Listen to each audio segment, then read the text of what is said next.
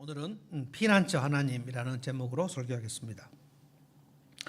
매일 성경 140편에서 150편까지 이제 끝 마무리로 가는데 대부분 이 시편의 마지막 부분은 다윗이 사울에게 쫓겨다닐 때, 다윗은 사울에게 거의 한 15년 정도 다윗이 골리앗을 무찌른 이후에 사울의 부하가 된 이후 사울이 죽을 때까지 쫓겨다녔기 때문에 아마 한 15년 정도 쫓겨다닌 것 같습니다.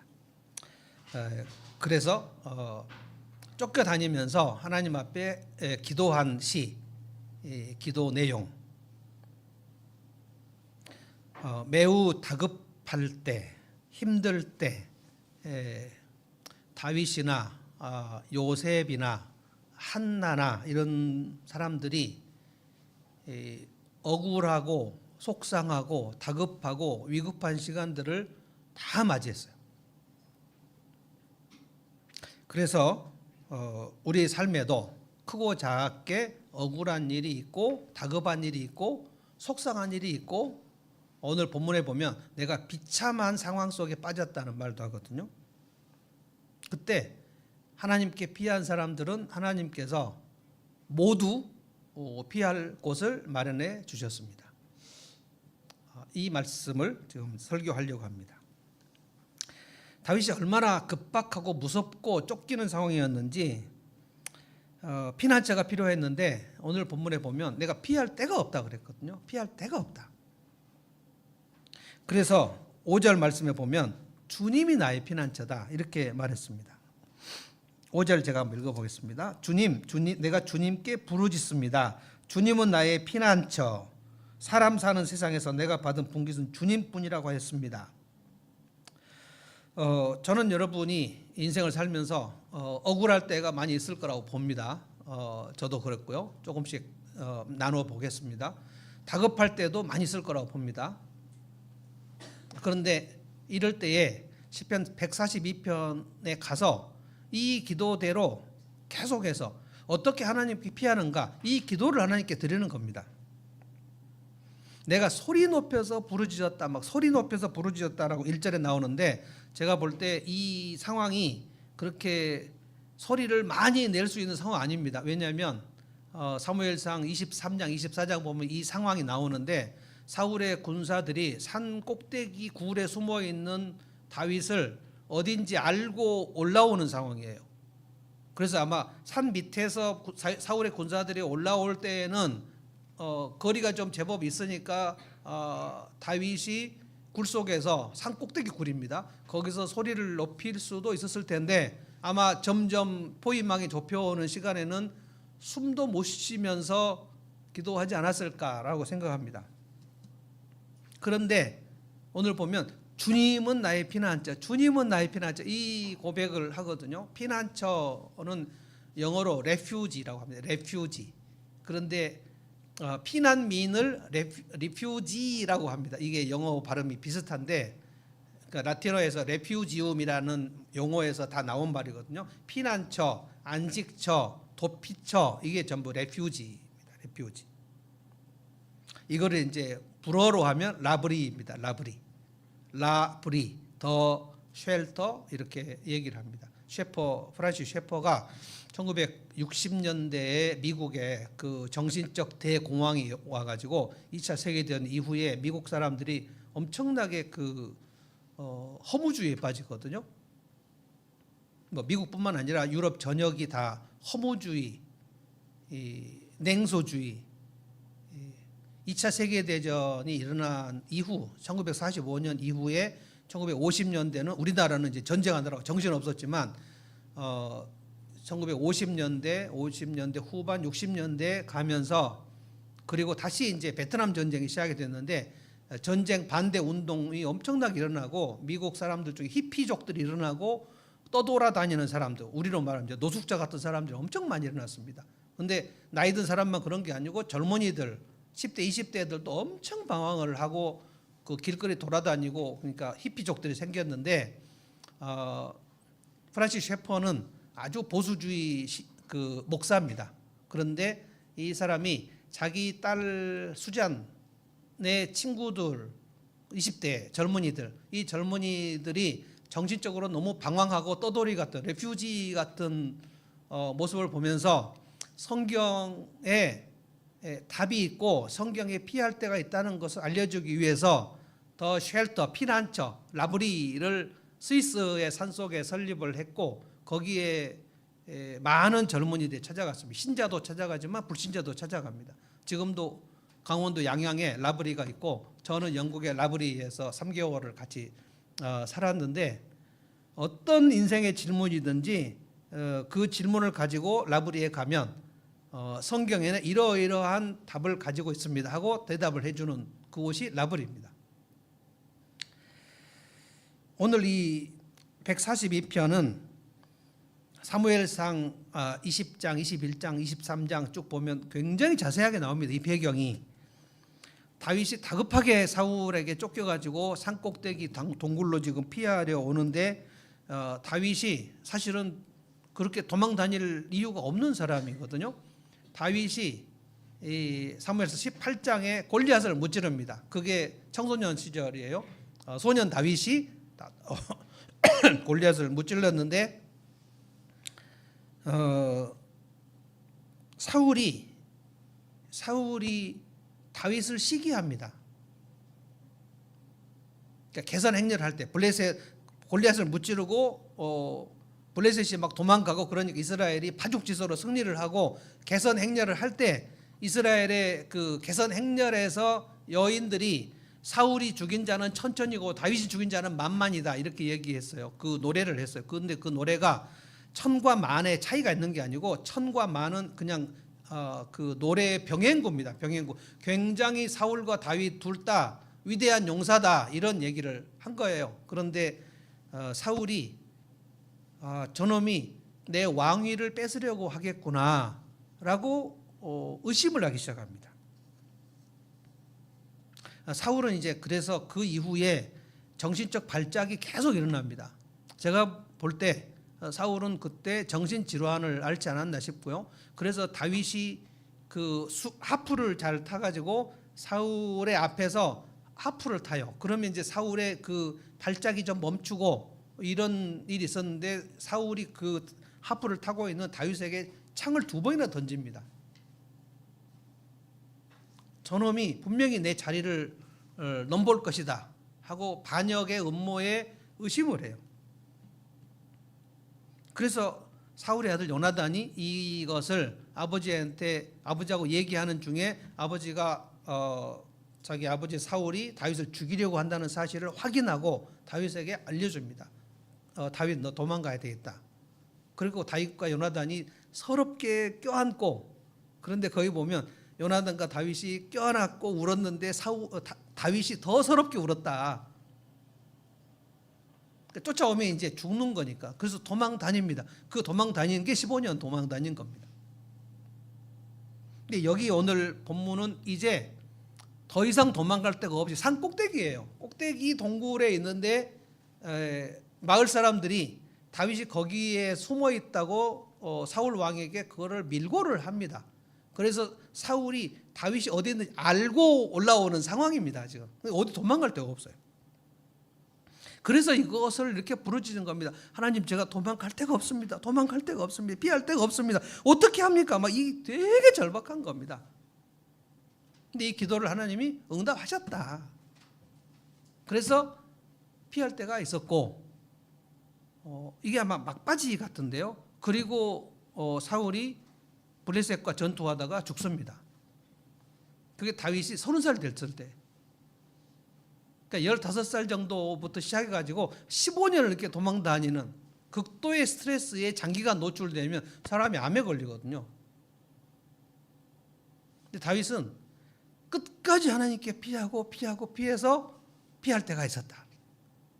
고린도전서에 보면 시험 당할 즈음에 하나님은 피할 길을 주사. 이게 영어로 웨이 아웃이거든요. 웨이 아웃. 사람이 감당할 시험 밖에는 너에게 당한 것이 없다. 그러니까 저는 이제 책에서 그렇게 했어요. 출구가 없는 재난은 없다. 거기 출구가 하나님입니다. 그래서 여러분들이 뭐 다윗만큼은 아닐지 모르지만 저도 그렇고 여러분도 그렇고 마음이 너무너무 억울할 때가 있고 마음이 너무 다급할 때가 있고, 이 두 가지. 내부적으로는 마음이 너무 억울하고 속상하고 외부적으로는 너무 다급하고 급박하고, 그런데 이 두 가지가 항상 동시에 올 때가 많거든요. 그런데 어떻게 하나님께 피할 것인가? 첫 번째, 억울할 때, 우리의 내면이 억울할 때 하나님을 찾자는 거예요. 2절 한번 가서 읽어보겠습니다. 2절을 다 같이 한번 읽어보겠습니다. 시작. 내 억울함을 주님께 호소하고 내 고통을 주님께 아뢰는다. 내 억울함을 주님께 호소하고, 이거 처음에는 소리를 높였다고 얘기를 했는데, 아까 얘기한 것처럼 나중에는 사울의 군사들이 올라오는 상황인데 크게 소리 지르면 다 잡히기 때문에 아마 그 숨도 못 쉬면서 막 급박하게 내가 너무 억울합니다. 다윗은 마음이 억울해서 죽을 것 같아요. 너무 억울한 것이 뭐냐면 다윗은 지금 반역자의 누명을 쓴 채로 도망다니는 거거든요. 이것이 이 반역자로 누명을 쓴 이 억울함과 원통함을 어디 가서 풀 데가 없어요. 아무리 얘기해도 사람들이 믿어주지 않아요. 점점 마을 사람들이 그 여러 군데로 도망다니는데 마을 사람들이 사울에게 다윗이 어디 있는지를 자꾸 알려줘요. 왜냐하면 다윗이 어디 있는지를 알려주지 않는 사람들은 죽이겠다 그랬어요. 그래서 아주 독재 정권 시절입니다. 그래서 민주화 투사들이 숨어 있는 곳을 시민들이 가서 독재 정부에 가서 저기 숨어 있다고 얘기를 해가지고 다윗이 지금 배신도 많이 당한 상황이거든요. 다윗은 그런 사람이 아닙니다. 근데 내가 이런 사람이 아니라는 것을 아무데도 얘기할 데가 없어요. 다윗이 골리앗을 쓰러뜨릴 때 청소년 나이였는데, 그때 15, 16이었는데 15살이나 16살 된 청소년이 내가 저 어른이 왕을 죽이고 왕이 돼야 되겠다, 그런 역모를 품을 가능성이 별로 없습니다. 다윗은 그런 사람이 아니에요. 다윗은 자기가 왕이 되겠다는 생각을 한 적도 없습니다. 그런데 사울이 그걸 찍었어요. 의심합니다. 아까 얘기한 그 이스라엘 여인들이 노래를 할 때 사무엘상 18장에 보면 그 노래를 듣고 사울이 심히 언짢았다 그랬어요. 마음이 되게 언짢았고 편치 않아 가지고 다윗에 대해서 의심을 하기 시작합니다. 저놈이 내 왕위를 노릴 것이다.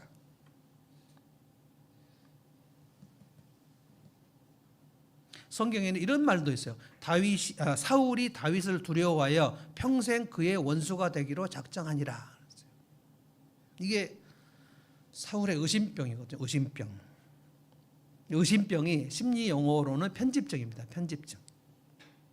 그러니까 사울은 지금 정신질환이에요. 예를 들어 불안장애에다가 열등감에다가 강박증에다가 편집증에다가 대단히 상태가 안 좋습니다. 근데 그 사람이 이스라엘 왕이니까. 누군가 나를 의심하는 상황, 이 사람이 어떻게 할 방법이 없습니다. 내 의심을 받는다. 이게 사람이 막 피가 말리는 거거든요.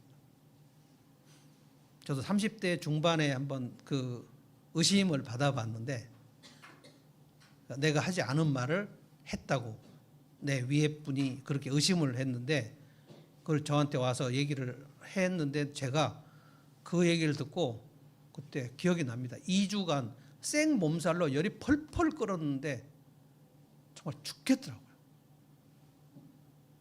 의심 받아보셨나요? 의심. 너 그거 했지? 네, 억울해요. 속을 뒤집을 수도 없고. 40대에도 제가 그 모함을 좀 받아봤습니다. 내 억울함을 주님께 호소하고, 이거 억울할 때 주님 앞에 가서 내가 이렇게 억울하다고 얘기하는 게 주님께 피하는 겁니다. 개역 성경에는 억울함을 원통함이라고 그랬어요. 원통함. 원통하다. 다윗은 하나님 앞에 하나님, 제가 왜 이렇게 몰리는 상황이 됐을까요? 왜 이렇게 쫓기는 상황이 됐을까요? 이건 어떻게, 왜 이런 일이 일어날 걸까요? 이해가 안 되는 일이 정말 많아요. 여러분, 인생을 살다 보면 내가 절대로 이해가 안 되는 일이 되게 많이 발생합니다. 그거 다 이해를 할 수 없습니다. 우리 한국 전쟁 때 전쟁 고아들이 굉장히 많았고요. 전쟁 고아뿐만 아니라 1950년, 60년 때는 그 대한민국에서 태어난 아기들 중에서 그 외국으로 입양 간 애들이 엄청 많았습니다. 자기 의지하고 아무 상관없이 어느 날 보니까 나는 스웨덴에 있거나 덴마크에 있거나 미국에 있거나, 그런데 자기 정체성이 지금 나는 머리가 까맣고 황인종인데 우리 엄마 아빠는 백인이고 도대체 나는 왜 이렇게 됐을까? 그래서 그걸 알려고 어른 돼가지고 성년이 된 다음에 또 잘 된 사람도 많아요. 그 나라에서 제법 그 시의회나 국회에 된 사람들도 있어요. 끝까지 한국에 와서 생모를 찾으려고 막 왜냐하면 이거를 이해를 해보려고 무슨 일이 나에게 일어난 것인지. 근데 다 이해할 수 없는 경우가 많아요. 생모를 못 찾는 경우도 있고 생모를 찾았는데 그 생모가 안 만나주는 경우도 있고,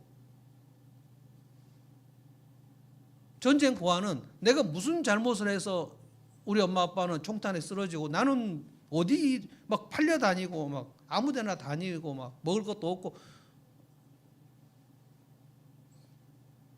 제가 여러 번 얘기했잖아요.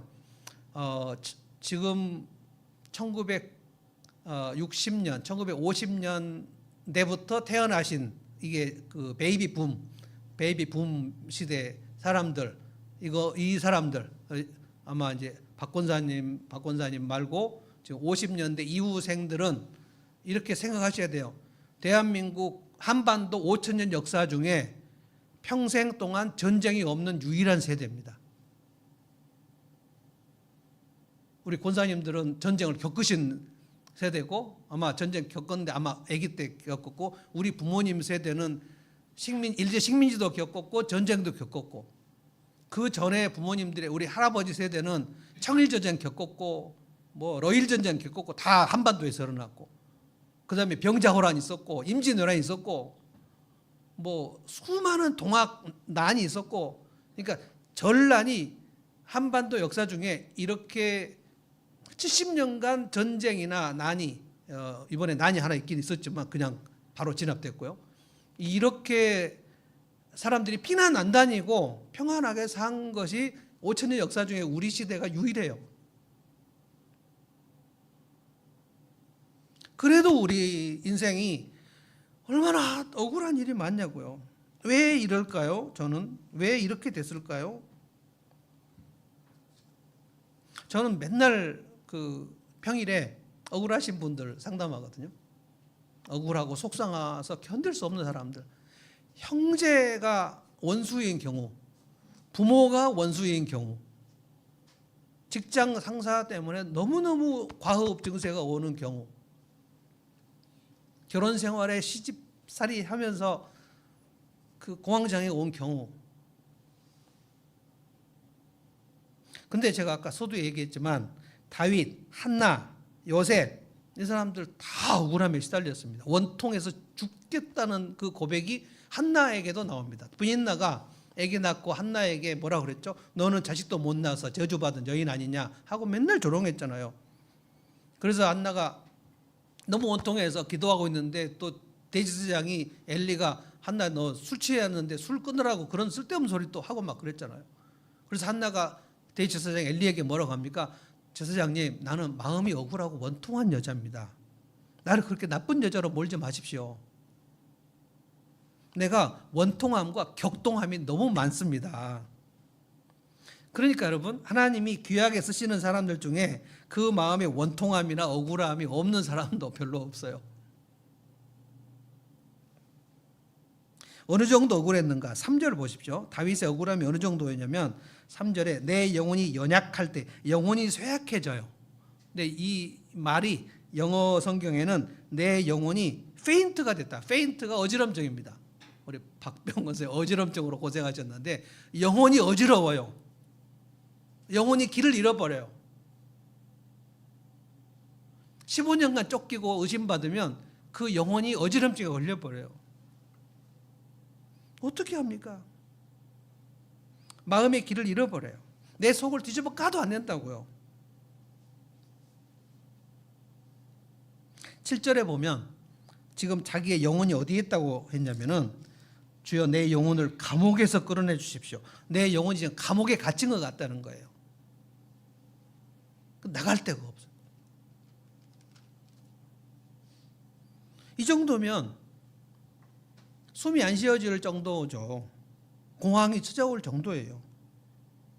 그런데 다윗이 5절에 뭐라고 했어요? 다시 5절 보십시다. 주님, 내가 주님께 부르짖습니다. 영혼이 어지러운 상태, 마음이 억울하고 원통해서 죽겠는데 영혼이 감옥소에 갇힌 상황인데 주님, 내가 주님께 부르짖습니다. 주님만이 나의 피난처입니다. 내가 답답하고 원통해서 하나님께로 피합니다. 이때 하나님께서 뭐라고 대답해 주셨을까요? 여기 본문에는 그의 억울함을 하나님이 응답하신 내용이 안 나오는데 제가 이렇게 생각해 봤어요. 하나님이 뭐라고 그 억울한 사람이 하나님께 피하면 하나님이 이렇게 하실 것 같아요. 여러분 다모라는 그 드라마 생각나십니까? 아주 오래전인데 유명한 대사, 이서진이가 하지원이에게 뭐라고 했는지 아시죠? 아프냐? 나도 아프다. 이서진은 뭐 지금은 그렇게 뭐 드라마에서 많이 안 나오지만 그때는 정말 핫한 배우였고 하지원도 유명하고, 근데 그 남자 주인공 여자 주인공을 보면서 아프냐? 나도 아프다. 근데 그게 전 국민을 막 울려버렸거든요. 전 주님이 다윗에게 이 말씀하시지 않았을까? 다윗, 너 지금 억울하냐? 나도 많이 억울하다. 아프냐? 나도 아프다. 이거를 신학 용어로는 체휼이라고 그럽니다. 체휼. 몸으로 그의 아픔을 이해하는 거. 우리 주님이 세상에서 제일 억울하신 분이 우리 주님이에요. 하나님의 아들인데 이 땅에 왔는데 사람들이 네가 무슨 하나님의 아들이냐? 대제사장이 예수님을 신문하면서 네가 찬송받을 자의 아들이냐? 라고 물어봤는데 맞다라고 하니까 대제사장이 옷을 찢었잖아요. 이런 천지의 몹쓸 놈, 너는 신성모독이다. 사람 주제에 네가 하나님의 아들이라고 얘기하면 어떻게 하냐? 제사장이 막 절망하면서 옷을 찢어요. 예수님 어떻게 해? 하나님의 아들인데 네가 뭐 하나님의 아들이야? 만약 어떤 사람이 나한테 저한테 배영지 네가 목사냐? 나 목사다. 네가 뭐가 목사야? 너에게는 목사의 흔적을 볼 수가 없어. 막 이렇게 얘기하면 제가 얼마나 억울할까요? 그때 제가 주님, 제가 목사가 아니랍니다. 너 억울하냐? 나는 사람들이 하나님의 아들 아니라 그랬다. 나 모함 많이 당했다. 너 모함 당했냐? 나 많이 당했다. 너 배신 많이 당했냐? 나 많이 배신당했다. 제자들에게 다 배신당했다. 12명 제자 중에서 배신 안 한 사람 있습니까?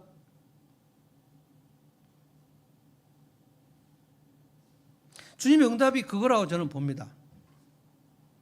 나도 그랬다. 억울하냐? 나도 많이 억울했다.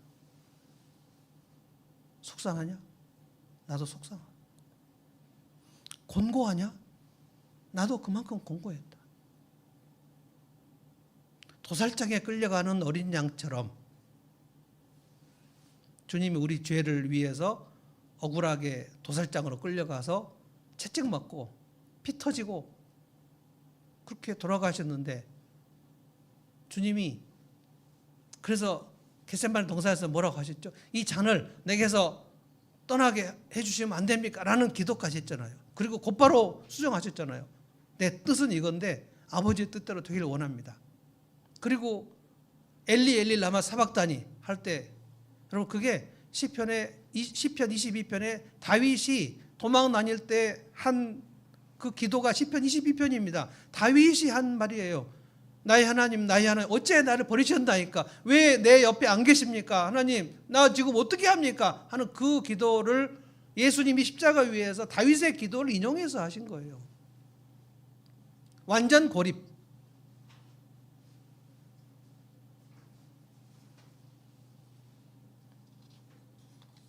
저는 세상에서 가장 두려운 것 중에 하나가 사람들이 완전 고립 상태에 빠지는 것 같아요. 갇혔는데, 남겨졌는데, 버림받았는데 나 혼자. 우리 주님이 완전 고립 상태에서 십자가에 올라가셨거든요. 그래서 우리가 주님께 피하면 주님이 그 여러분과 저의 아픔을 아신다고요. 경험하셨으니까. 그냥 머리로 이해하시는 게 아니라고요. 너 답답하냐? 나도 정말 답답해서 네 마음 내가 알아. 너 쫓기냐? 나도 엄청 쫓겼어. 너 속상하지? 내가 그렇게 속상했다.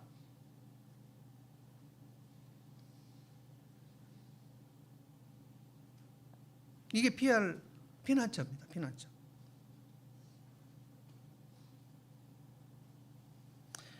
두 번째로, 하나는 내부적인 거고, 내부적으로 억울할 때 하나님께 피하면 하나님께서 그렇게 응답하신다고 저는 봅니다. 내가 네 마음 안다. 나도 그랬어. 이거 굉장히 중요합니다. 제가 상담할 때 가장 헤어날 수 없는 감사가 뭐냐면, 이래서 엄마가 빨리 돌아가시고 새엄마 밑에서 내가 자란 거구나.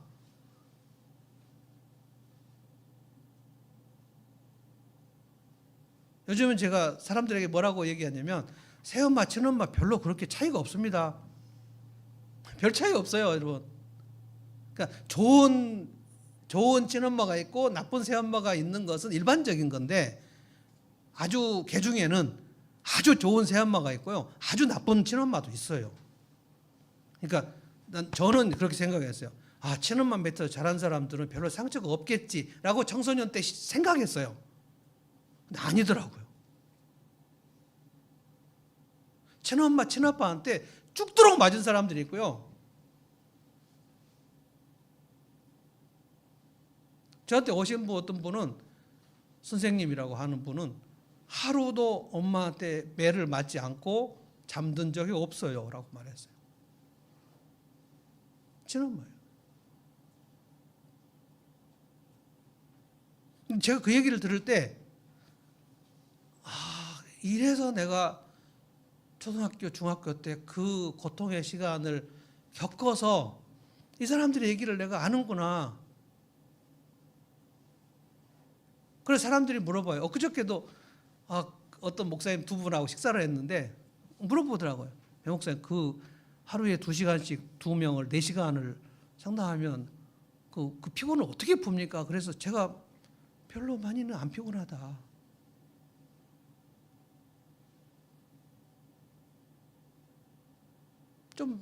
좀 특이한 경험이긴 합니다.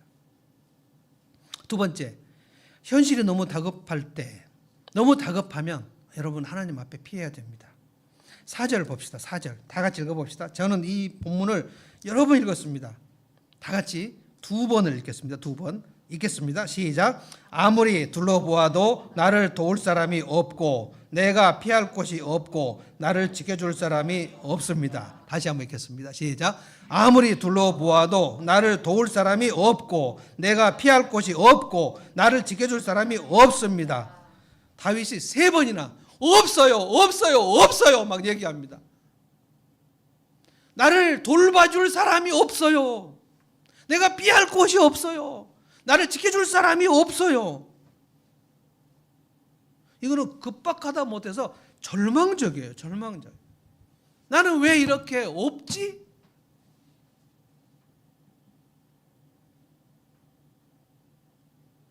우리는 인생에서 여러분과 제가, 아마 제가 생각할 때 여러분이나 저나 그렇게 큰 차이는 없을 것 같아요. 우리가 큰 욕심 없잖아요. 뭐 욕심이 엄청 많은 사람들이 우리 막 뉴스에 보면 나오긴 하지만, 우리가 소원하는 것이 뭐냐면 좀 최소한이에요. 그냥 대단한 걸 바라는 게 아니고 그냥 최소한 건강이 남들처럼 있었으면 좋겠고, 최소한 가족끼리 오손도손 밥 먹었으면 좋겠고, 최소한 같이 부부가 차 마시면서 대화했으면 좋겠고, 최소한 밥 먹고 나서 산책 좀 했으면 좋겠고, 이런 게 허락이 안 되는 경우가 되게 많아요. 그래서 하나님, 내가 뭐 큰 걸 바라는 것도 아니고 이 정도 바라는데 하나님 왜 이것도 나는 안 될까요? 이게 저에게는 엄마였어요. 하나님, 저는 왜 엄마가 없을까요?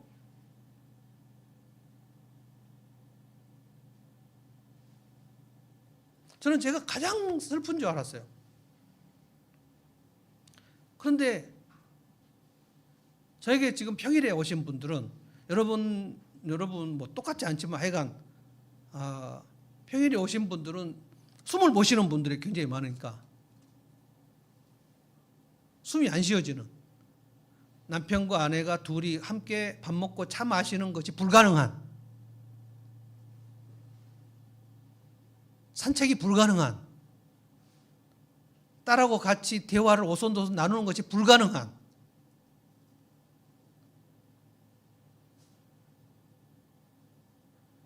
아들이 아빠를 보고 쌍욕을 하는 것을 보고 엄마가 이거를 어떻게 해야 됩니까? 불안해 죽겠다는 거예요. 상당히 많은 경우에 사춘기를 지난 20대 초반의 아이들이 아빠에게 쌍욕을 하는 경우가 굉장히 많아요. 칼 드는 경우도 있고요. 그런 분들이 저에게 얘기한 게 목사님, 제가 그렇게 인생에서 큰 걸 바라는 게 아닌데 왜 이게 저는 안 될까요?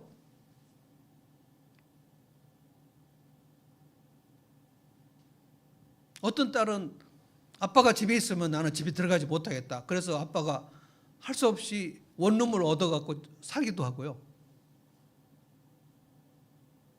어떤 아들하고 어떤 아빠는 지금 싸워가지고 아빠가 짐 싸서 나가기도 하고요.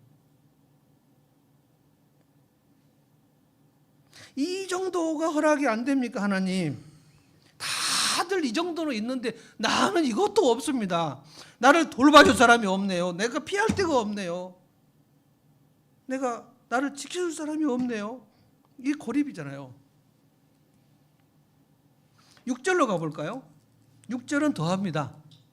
제가 읽어보겠습니다. 나는 너무 비참하게 되었습니다. 내가 너무 비참하다는 거예요. 여러분 살면서 언제 가장 비참하셨나요? 비참하다는 것을 영어로 절망적, 데스퍼러트라고 했어요. 데스퍼러트. 나는 이제 끝입니다. 왜냐하면 사울의 군사들이 오는 발자국이 저벅저벅 올라오는데 이제 산 꼭대기니까 더 이상 도망갈 데가 없어요. 그럼 난 잡히면 이제 능지처참이잖아요.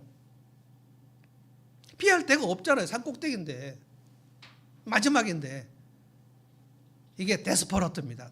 절망적인 상황입니다. 동네 사람들이 다윗이 어디 있는지를 밀고를 해갖고 사울의 군사들이 다윗이 어디 있는지 알고 올라오는 상황, 토끼몰이 하듯이 올라오는 상황이라고요. 나는 지금 도와줄 사람이 없고 내가 도망갈 데가 없고 나를 지켜줄 사람이 없고 어떻게 그래서 7절에 주님, 저는 내 영혼이 감옥에 갇혔습니다. 억울한데, 답답한데, 비천한데, 원수가 쫓아오는데, 아무데도 피할 데가 없는데, 그러면 사람들이 자기 삶을 놔버립니다. 그런 경우에 남자들은 보통 자살을 택하는 사람들이 많아요. 그리고 IMF 때 그 해고당한 사람들 중에 남자 40대, 50대 가장들 한강으로 가거나 아니면 서울역으로 가가지고 노숙돼 버렸습니다. 자기 삶을 놔버려요. 어떤 사람 미쳐버립니다. 이 상황을 지금 다윗이 하나님 앞에 다 얘기한 거예요. 그런데 다윗은 어떻게 했어요? 한강도 안 가고 노숙자도 안 가고 자살도 안 하고 이 정신적으로 놔버리지도 않고 영혼이 막 어지러운데 기도하는 거예요. 1절 보십시오. 1절. 나는 소리를 높여서 주님께 부르짖는다. 나는 소리를 높여서 주님께 애원한다. 내 억울함을 주님께 호소한다. 내 고통을 주님께 아랜다. 5절에 주님, 내가 주님께 부르짖습니다. 주님은 나의 피난처입니다. 사람 사는 세상에서 내 분깃은 주님밖에 없습니다. 나를 건져주십시오. 막 이렇게 기도를 해요. 이게 믿음이에요. 믿음은 아무것도 내가 의지할 수 없는데 하나님을 의지하고자 하는 게 믿음이에요. 믿음이 없는 사람은 아무것도 의지할 수 없는 상황에서 자기를 의지하거나 하나님을 의지하지 않아요. 정말 신기하고 놀라운 게, 저는 늙어서 아픈 사람들은 다 예수 믿었으면 좋겠어요. 근데 늙어가지고 아무것도 할 수 없이 아픈 사람, 이제 내일 모레 죽을 사람이, 이게 예수 안 믿고 죽으면 지옥인데 그 얘기를 해도 절대 안 믿는 사람이 있어요. 뭐가 남았습니까? 아무것도 안 남았잖아요. 그러면 당신 예수 믿고 천국 가면 좋겠다라고 얘기하고 붙들면 되잖아요. 안 붙들어요. 믿음이 없어요. 여러분, 믿음은 정말 놀라운 겁니다. 여러분이 여기 앉아있는 게 정말 놀라운 거예요. 근데 어떻게 하다 보니까 예수 믿은 게 아니라고요. 진짜 신기한 거예요. 그래서 기도는 믿음입니다. 아무 데도 갈 데가 없는 상황인데, 그래, 나는 하나님께 피해야 되겠어. 내가 길이 지금 안 보이는데 하나님은 길이실 거야. 내 앞에는 지금 굳게 닫힌 철문 것 같은데 하나님이 여실 거야. 하나님은 창조의 하나님이시니까, 아무것도 없는 곳에서 모든 것을 만드신 하나님이시니까, 그게 창세기 1장 1절 아닙니까? 하나님이 입을 열어 가라사대 빛이 있으라. 근데 빛이 없었는데 빛이 생겼잖아요. 나사로에 나오라. 근데 죽은 지 나흘이 됐는데, 냄새가 났는데, 그럼 죽은 거 아니에요. 죽었는데 나오라 그러니까 나왔잖아요. 걸어 나왔단 말이에요. 12살 먹은 소녀 야이로의 딸 죽었잖아요. 장례식 했잖아요. 그런데 달리다 굼 하니까 일어났잖아요. 예수님 죽어서 무덤 갇히셨잖아요. 근데 하나님께서 예수님께 일어나라. 성령입니다. 성령. 루아흐입니다. 루아흐. 성령이 들어오시니까, 죽은 예수님의 몸에 성령이 들어오시니까 다시 살아났어요. 이게 우리의 부활입니다. 아멘. 우리도 그렇게 부활할 거예요. 어떻게 죽었는지 상관없어요. 뭐 매장을 했는지 화장을 했는지. 어떤 사람 화장하면 나중에 찾을 몸이 없다고 그러는데, 매장하면 찾을 몸이 있습니까? 무슨 수목장하면 찾을 몸이 있고, 화장하면 다 타버렸는데 어떻게 몸이, 성경을 너무 모르면 막 아무 얘기나.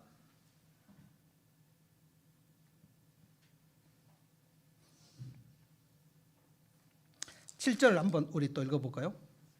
다 같이 읽어봅시다. 시작. 내 영혼을 감옥에서 끌어내 주셔서 주님의 이름을 찬양하게 해 주십시오. 주님께서 내게 넘치는 은혜를 베푸시니 의인들이 나를 감싸줄 것입니다. 자, 왜 이게 갑자기 희망적인 얘기가 나왔죠? 내 영혼이 지금 감옥에 있는데, 감옥에서 나를 끌어내 주셔서 주님의 이름을 찬양하게, 주님은 살아계시는구나, 주님은 능하시구나, 주님은 강하시구나, 나를 돌보셨구나, 이 찬양을 하게 해달라고. 그리고 주님께서 내게 넘치는 은혜를 베푸시니, 은혜를 베푸셨다는 거예요. 의인들이 나를 감싸줄 것이다. 아무것도 지금 도와줄 사람이 없다고 그랬는데 갑자기 의인들이 나를 감쌀 것입니다. 무슨 일이 있었는가? 7절 상반절과 하반절 사이에 무슨 일이 있었는가 제가 설명하겠습니다. 사무엘상 23장 27절로 한번 가봅시다. 자기 성경 가지고 한번 찾아보면 좋겠습니다. 사무엘상 23장 27절. 자기 성경으로 한번 가보십시다. 사무엘상 23장 27절. 너무 중요하기 때문에 찾아서 읽읍시다. 27절입니다. 시작. 갑자기 전령 한 사람이 사울에게 와서 브레색 족속이 쳐들어왔으니 어서 돌아가야 한다고 보고하였다. 26절 제가 읽어볼게요. 이리하여 사울은 산 이쪽에서 쫓아가고 다윗과 그의 부하들은 산 저쪽에서 도망하게 되었다. 이렇게 다윗은 사울을 피하여 급히 도망하고 사울과 그의 부하들은 다윗과 그의 부하들을 잡으려고 포위를 하는데, 갑자기 전령 한 사람이 사울에게 와서 브레스 족속이 쳐들어왔으니 어서 돌아가야 한다고 보고하였다. 28절 다윗은 사울을 죽여가다 말고 돌아가서 브레스 족속을 맞아 싸우러 나갔다. 그리하여 그곳 이름을 셀라 한만 느곳이라고 부른다. 갑자기 무슨 일이 일어났습니까? 이제 토끼몰이 하고 이제 곧 잡히는 이제 죽음 직전의 상황까지 다윗이 주님 나를 구원해 주십시오. 내가 주님께 피합니다. 주님은 나의 피난처. 주님은 나의 안식처. 와 이렇게 하는데 지금 숨이 꼴깍꼴깍 넘어가는데 갑자기 사울의 저 본진에 전령이 뛰어와가지고 왕이시여 큰일 났습니다. 지금 블레셋 군대가 쳐들어와가지고 지금 다윗 쫓을 때가 아닙니다. 우리 여기 가서 막아야 됩니다. 해가지고 사울이 그래 다 퇴각하라 해가지고 사울의 본진이 블레셋 진영하고 싸우러 내려가는 것을 다윗이 보고 7절 마지막을 한 거예요. 주님께서 내게 넘치는 은혜를 베푸시니 사울의 군사들이 산 밑으로 내려가면서 다윗이 지금 이렇게 보는 거예요. 지금 와, 이게 뭐지? 여러분, 이런 기적은 여러분의 인생에서 지난날에 많이 일어났습니다. 많이 일어나야 이 억울함과 이 다급한 상황에서 살아남아가지고 여기까지 올 수 있었어요. 여러분이 기도를 했으면 여러분의 기도를 응답하신 거고, 여러분이 기도 안 했으면 여러분을 위해서 누군가를 기도를 했을 거예요. 다윗이 죽여가는 자들이 산 밑으로 내려가를 보면서 뭔 마음이 들었을까요? 와, 주님은 피할 길을 주시는구나. 아, 주님은 나의 피난처. 찬양하는 거예요. 찬양. 경험을 했으니까. 다윗은 골리앗 앞에서도 경험을 했고, 사자 곰 앞에서도 경험을 했고, 골리앗 사울 앞에서도 경험을 했고, 그 억울하고 위급하고 다급하고 절박하고 절망적인 그 상황 속에서 주님 앞에 피했더니 주님께서 피할 길을 주신 것을 수없이 경험했어요. 그 다윗의 하나님이 여러분과 저의 하나님이에요. 지금도. 알고 계세요? 수없이 경험을 하셨다고요. 사무엘상 23장에는 뭐라고 나오냐면, 사울이 매일같이 다윗을 찾으나 하나님이 다윗을 사울의 손에 넘기지 아니하시니라. 하나님이 다윗을 사울의 손에 붙이지 아니하시니라. 왜요? 다윗이 하나님께 맨날 피하니까. 그래서 시도 때도 없이 시편 142편을 여러분이 읽으시면 좋겠어요. 혹시 이렇게 질문하지 마십시오. 그러면 하나님께 피하라고 하셨는데 목사님, 하나님께 어떻게 피해요? 이렇게 물어보지 마세요. 하나님께 어떻게 피하는가? 시편 142편을 읽으시는 거예요. 그냥 그 하나님이 나의 하나님이실 것이다 하고 믿음으로 읽으시는 거예요. 가능하면 외우십시오. 하나님, 나는 피할 데가 없어요. 나는 나를 돌봐줄 사람이 없어요. 나는 어디 지켜줄 사람이 없어요. 나는 왜 이렇게 없을까요? 나는 왜 이렇게 억울할까요? 나는 왜 이렇게 삶이 내몰릴까요? 나는 왜 이렇게 절박한 상황 속에 있을까요? 하나님. 그런데 다윗이 하나님께 피한 것처럼 저도 주님께 피합니다. 주님은 나의 피난처, 주님은 나의 안식처. 이거를 믿음으로 고백하시는 거예요. 한나도 그렇게 고백했고요. 룻도 그렇게 고백했습니다. 룻도. 모압 여인 룻이 뭐라 그랬죠? 그 시어머니 나오미가 다 망해가지고 모압 땅에서 아들 둘 다 죽고 며느리 둘만 남았는데 자기 남편도 죽고 다 망해버렸어요. 그래서 며느리 둘 놓고 얘기했습니다. 오르바하고 룻 둘을 놓고, 야, 너희들은 젊으니까 나는 지금 나 빈털터리가 됐는데 예루살렘 돌아간다. 너희들은 모압 여인이니까 여기서 남자 만나서 새 살림 차려라. 그러니까 오르바가 첫째 며느리가, 예, 어머니 알겠습니다. 그러면 안녕히 가십시오 하고 작별을 했는데 룻이, 저 안 돌아갑니다. 어머니 하나님 나의 하나님입니다. 룻은 하나님을 믿어요. 나오미가, 내가 너를 데리고 가면 내가 너를 어떻게 먹일 방법도 없고 나도 지금 어떻게 될지 모르는데 어머니, 나는 어머니 따라갈 거예요. 어머니 하나님, 나 하나님 맞아요. 그래서 이스라엘로 같이 왔어요. 두 과부가.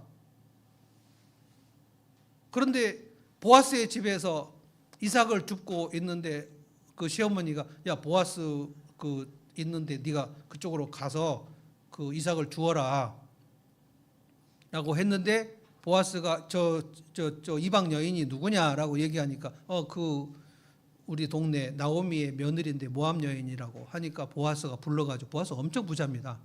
보아스가 그 당시에 갑부고 나이도 많고, 그런데 이 룻은 제가 볼 때 20살이 넘지 않은 그 결혼했지만 과부지만 아주 소녀 모압 여인 룻에게 보아스가 뭐라고 했냐면, 여호와께서는 자기 날개 아래 보호를 원하러 오는 자에게는 크게 상을 주신다. 여호와께서는 자기에게 피하러 오는 자에게는 상을 베푸지 않는 법이 없느니라. 그렇게 해서 자기 아내 삼고, 그리고 먹을 거 생겼고, 그리고 시어머니 나오미 먹이고, 그리고 다윗왕의 조상이 되고, 다윗왕의 조상이 될 뿐만 아니라 메시아의 족보에 들어가 버려요. 모압 여인 룻이. 여호와 하나님께 피하러 오는 자를 하나님은 피할 곳을 안 주시는 법이 없어요. 고린도서 10장 13절 31절 잠깐만 찾아봅시다. 고린도전서 10장 31절. 여러분 이것도 기도하실 때 끊임없이 외우십시오. 고린도전서 10장 31절. 다 같이 찾아서 읽읍시다. 31절.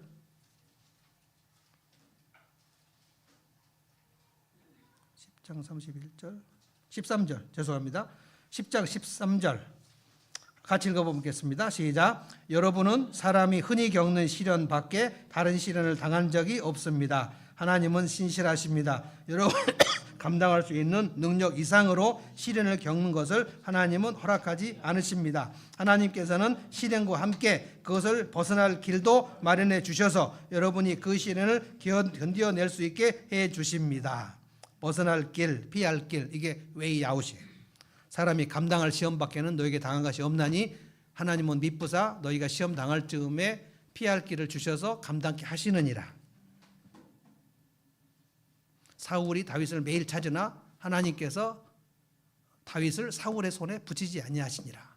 하나님께 피하는 자를 하나님께서 손을 놔버리실 수가 없고요.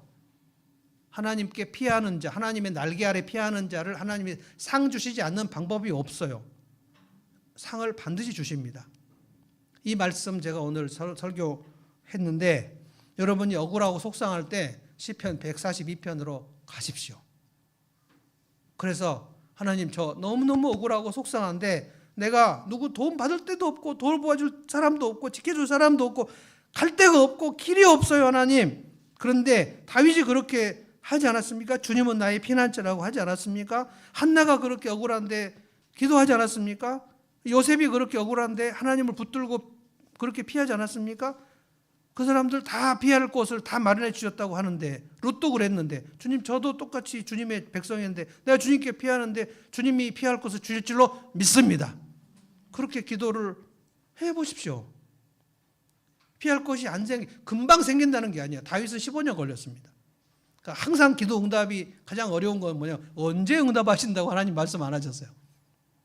뭐 한 달이다, 2주다 이런 걸 말씀 안 하셔가지고 우리가 그냥 하다가 제풀에 넘어져 버리는 경우가 많은데 하나님은 그 타이밍은 말씀 안 하셨지만 반드시 하신다고 했어요. 반드시. 내가 자식을 키울 방법이 없을 때, 내가 부모님 구원할 방법이 없을 때, 아무 방법이 없고 답도 없고 돈도 없고 길도 없을 때 하나님, 내가 하나님께 피합니다. 이 기도를 하시는 거예요. 한번 따라서 해보십시오. 하나님, 제가 하나님께 피합니다. 하나님은 나의 피난처. 그렇게 믿음으로 하십시오. 하나님이 그 여러분의 기도를 들으십니다. 하나님이 우리의 귀를 만드셨기 때문에 귀가 없으실 리가 없어요. 하나님이 우리 눈을 만드셨기 때문에 우리를 안 보실 리가 없어요. 우리 눈에는 안 보이지만 하나님 눈에는 다 보여요. 우리가 어떤 시간에 엎드려서 하나님 앞에 하나님은 나의 피난처 그렇게 고백을 할 때 하나님은 되게 좋아하십니다. 하나님은 전심으로 자기를 향하여 있는 자를 두루 찾으십니다. 찾으세요. 오늘 기도문은 박병원 원사님이 제작하시고 그 다음에 PD는 차인윤 사모가 하고 그 기도문 중에 하나님은 전심으로 자기를 향하여 있는 자를 찾으시나니 그 내용 나오잖아요. 하나님은 지금도 예배하는 자를 찾으시고 기도하는 자를 찾으시고 하나님께 피하는 자를 찾으세요. 하나님께 피하는 자에게는 피할 곳을 안 주실 법이 없다. 아멘. 이 찬송 합시다. 찬송 70장입니다.